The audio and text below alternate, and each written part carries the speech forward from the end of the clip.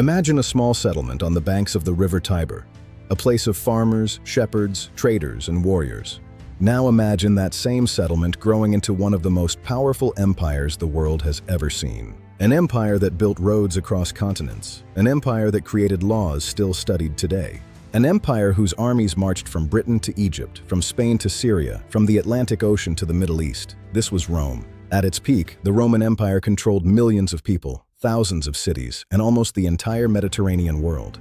The Romans called the Mediterranean Sea Mare Nostrum, our sea.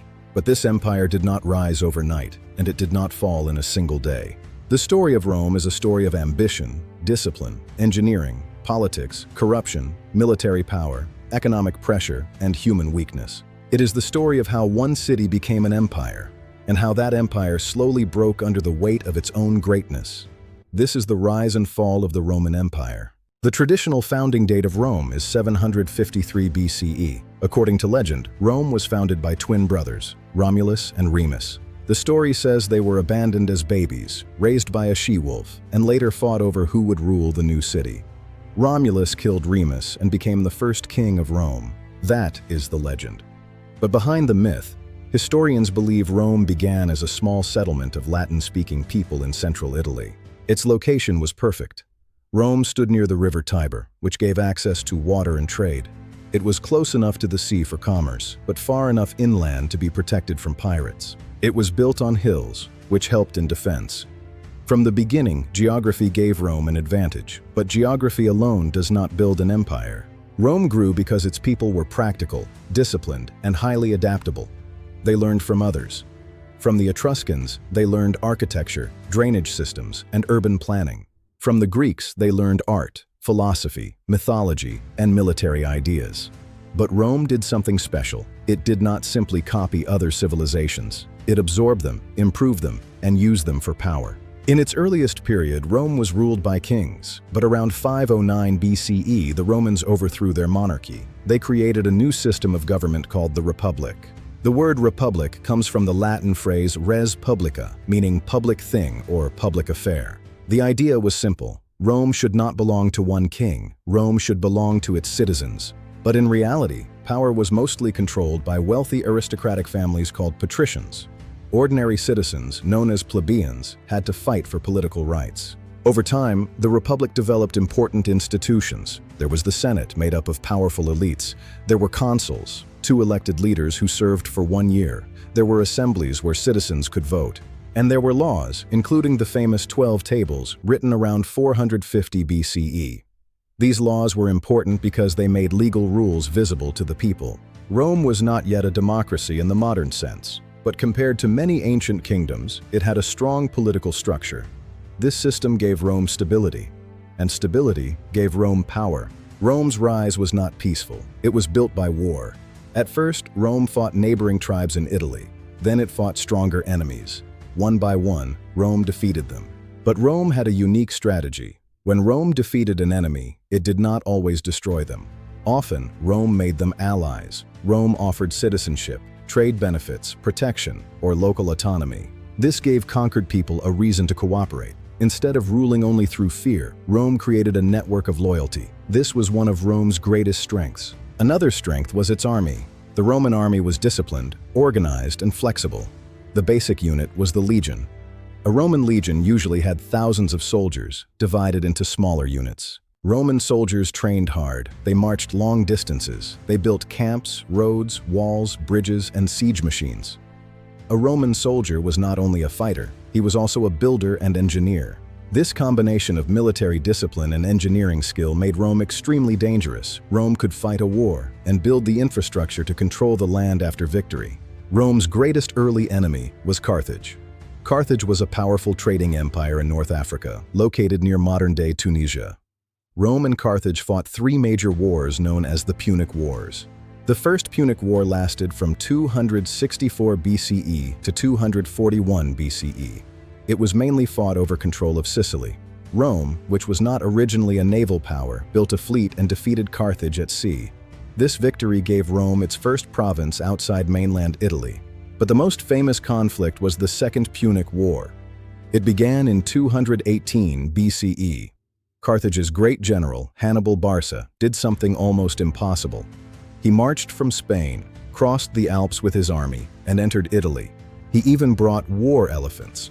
For years, Hannibal defeated Roman armies. At the Battle of Cannae in 216 BCE, Rome suffered one of the worst defeats in its history. Tens of thousands of Roman soldiers were killed. But Rome did not surrender.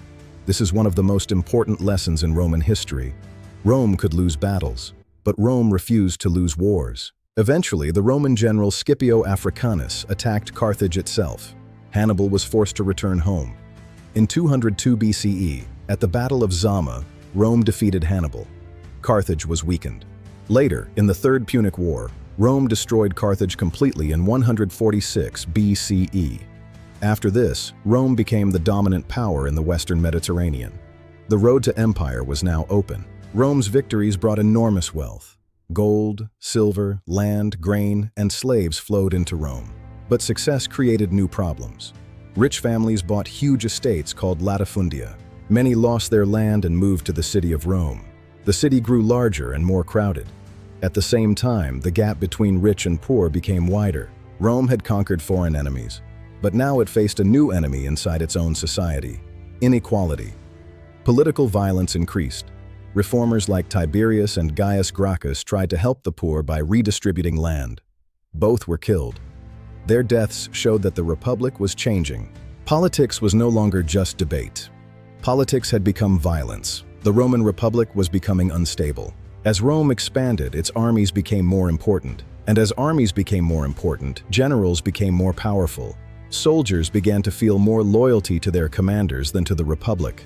Why? Because generals promised land, money, and rewards. In the 1st century BCE, Rome was shaken by civil wars. Roman fought Roman. Army marched against army. General fought general. Roman fought Roman. Army marched against army. General fought general. The most famous of these men was Julius Caesar. Caesar was brilliant, ambitious, and popular with many ordinary Romans. He conquered Gaul.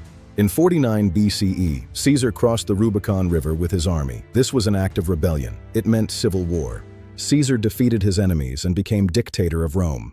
But many senators believed he wanted to become king. To Romans, the word king was dangerous. On March 15, 44 BCE, the Ides of March, Julius Caesar was assassinated. They believed they were saving the Republic, but they were wrong. Caesar's death did not restore the Republic. It destroyed it. After Caesar's death, another round of civil wars began. The final struggle was between Mark Antony and Octavian, Caesar's adopted heir. In 31 BCE, Octavian defeated Antony and Cleopatra at the Battle of Actium. In 27 BCE, Octavian received the title Augustus. He became the first Roman emperor. But Augustus was clever. He did not call himself king. He said he had restored the Republic. He kept the Senate, but in reality, he held the real power. Rome had become an empire, but it still wore the clothing of a republic. Augustus ruled from 27 BCE to 14 CE. His reign brought peace after decades of civil war. This period began the Pax Romana, the Roman peace. He famously said he found Rome a city of brick and left it a city of marble. Under Augustus, Rome became more than a conquering state. It became an organized imperial system. The Roman Empire reached its greatest territorial extent under Emperor Trajan, who ruled from 98 to 117 CE. At that time, Rome controlled territory from Britain in the northwest to Egypt in the southeast, from Spain to Mesopotamia. Rome was not just a military empire. It was an engineering empire. Roman roads stretched across the empire. Some estimates place the public road network at around 120,000 kilometers. These roads allowed soldiers, traders, officials, and messages to move faster. Rome built aqueducts to carry water into cities. It built amphitheaters for entertainment. It built baths, temples, bridges, ports, and forums. Roman concrete helped create structures that lasted for centuries. The Colosseum, completed in 80 CE, could hold tens of thousands of spectators. The city of Rome itself may have had close to 1 million people during the early imperial period. For the ancient world, this was enormous. The Roman Empire was a machine. Its army protected the borders. Its roads connected the provinces. Its laws organized society. Its taxes funded administration. Its cities spread Roman culture. At its height, Rome looked almost unstoppable. But inside this great machine, cracks were already forming. Every empire has a cost. Rome's empire was huge, and huge empires are expensive. The army had to be paid. Borders had to be defended. Roads, forts, walls, and cities had to be maintained. Officials had to be supported. Grain had to be supplied to the capital. The Rhine and Danube frontiers faced pressure from Germanic tribes. The eastern frontier faced powerful enemies such as the Parthians and later the Sasanian Persians. Rome needed more soldiers. More soldiers required more money. More money required more taxes. Higher taxes created pressure on farmers, workers, and local communities. Caligula became infamous for cruelty and extravagance. Nero is remembered for tyranny and the Great Fire of Rome. Commodus, son of Marcus Aurelius, damaged the stability built by earlier rulers. If the army disliked an emperor, he could be removed. If generals had ambition, they could start civil wars. Power was no longer peaceful. Power was decided by soldiers. Between 235 and 284 CE, the Roman Empire entered one of its most dangerous periods. This is called the crisis of the 3rd century. In about 50 years, Rome had more than 20 emperors. Many were assassinated. Many ruled only briefly. Civil wars became common. Generals declared themselves emperor. The empire was attacked on multiple fronts. Trade suffered. Cities became less secure. The currency lost value. Inflation increased. The empire even split into separate breakaway regions for a time. For a moment, it looked like Rome might collapse in the 3rd century. But Rome survived. Why? Because of strong military emperors and major reforms. One of the most important was Diocletian. So he divided authority. He created a system called the Tetrarchy. This meant rule of 4. There would be 2 senior emperors, called Augusti, and 2 junior emperors, called Caesars. One side would focus on the Western Empire, the other would focus on the Eastern Empire. The idea was practical. If enemies attacked in the East and West at the same time, rulers could respond quickly. Diocletian also reformed taxation, administration, and the army. He tried to stabilize prices. He increased government control. His reforms helped the empire survive. But they also made the state more complex and more expensive. Rome was saved, but it was no longer the same Rome. The empire had become more militarized, more bureaucratic, and more divided. After Diocletian, another major figure transformed the empire. His name was Constantine. Constantine became sole emperor in 324 CE. He changed Roman history in 2 major ways. First, he supported Christianity. Second, he founded Constantinople. In 330 CE, he founded Constantinople on the site of the old Greek city of Byzantium. This city stood in a strategic position between Europe and Asia. It controlled trade routes between the Black Sea and the Mediterranean. Constantinople was easier to defend than Rome. It was wealthy, well-located, and powerful. In 395 CE, after the death of Emperor Theodosius I, the Roman Empire was permanently divided between his 2 sons. The Western Roman Empire had its capital at different times in places like Milan and Ravenna. The Eastern Roman Empire was ruled from Constantinople. The Romans called many outsiders barbarians. But these groups were not simply wild invaders. Many were organized peoples with leaders, armies, cultures, and political goals. Some wanted land, some wanted safety, some wanted wealth, some wanted to be part of the Roman system. Groups such as the Goths, Vandals, Franks, and Huns played major roles in Rome's final centuries. In 410 CE, the Visigoths under Alaric sacked the city of Rome. For the first time in centuries, Rome itself had fallen to a foreign enemy. The psychological impact was enormous. Rome was not yet finished, but the myth of Roman invincibility was broken. Then came the Vandals. In 455 CE, they sacked Rome again. The fall of Rome was not caused by one event. It was caused by many problems building over time. First, political instability. Second, economic pressure. Third, military pressure. Fourth, administrative division. Fifth, social change. Finally, Rome suffered from the burden of its own size. The empire had become too big, too expensive, and too complex. The same size that once made Rome powerful later made it difficult to manage. Rome did not fall because Romans became weak overnight. Rome fell because its system slowly stopped working. In 476 CE, the Germanic leader Odoacer deposed the young emperor Romulus Augustulus. Romulus Augustulus is often called the last emperor of the Western Roman Empire.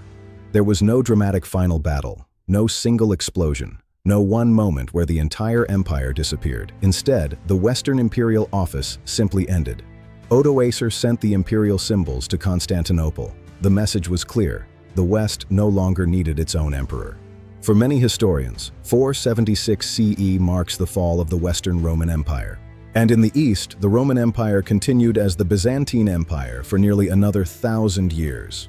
Constantinople would not fall until 1453. So when we say Rome fell, we mainly mean the Western Empire fell. The Roman world transformed. It did not simply disappear. The Roman Empire is gone, but its influence is everywhere. Roman law shaped legal systems in Europe and beyond. Latin became the foundation for languages like Italian, French, Spanish, Portuguese, and Romanian. Roman engineering inspired roads, bridges, aqueducts, domes, and public buildings. Roman political ideas influenced republics, senates, citizenship, and civic duty. Roman military organization influenced armies for centuries. Even today, we use Roman numerals, we study Roman emperors, we visit Roman ruins, we quote Roman writers, we walk through cities shaped by Roman planning. Rome's fall teaches us that even the strongest systems can fail if they cannot adapt. Military power alone is not enough. Wealth alone is not enough. Great buildings alone is not enough. An empire survives only when its politics, economy, army, and society remain balanced. Greatness is built slowly, but decline can begin quietly, not always with defeat on the battlefield, but with corruption, division, economic stress, political failure, and the loss of shared purpose. Rome did not fall in a day. It fell piece by piece, and that is why its story still matters. Because the rise and fall of Rome is not only ancient history, it is a warning, a lesson, and one of the greatest stories ever told.